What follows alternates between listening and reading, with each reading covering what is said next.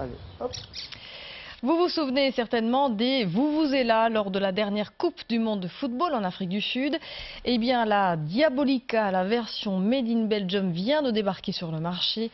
Elle remporte déjà un franc succès. Présentation de cette invention louviéroise avec Martin Vachiri et Benjamin Van Kelst. Voilà le son de la prochaine Coupe du Monde. La Diabolica, une sorte de mini-trompette, facile à transporter.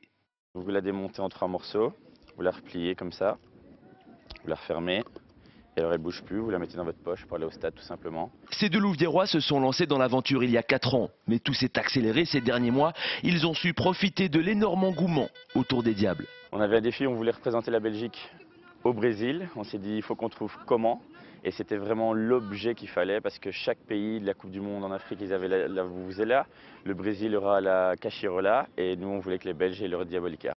Au début, la Diabolica, c'est avant tout un succès dans la région du Hainaut. De 3000 exemplaires produits à l'origine, ils en ont déjà vendu près de 100 000 aujourd'hui. L'objet conçu en Espagne est monté en Belgique.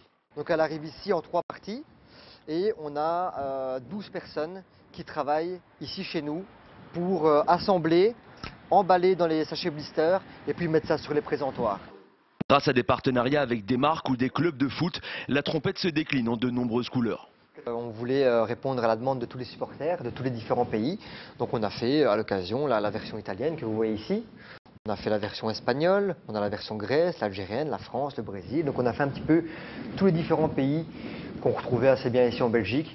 David et Fabio viennent de créer une Diabolica de l'UNICEF pour un match caritatif. Ronaldo est même reparti avec sa trompette. Avec le mondial, il pourrait dépasser les 200 000 exemplaires vendus.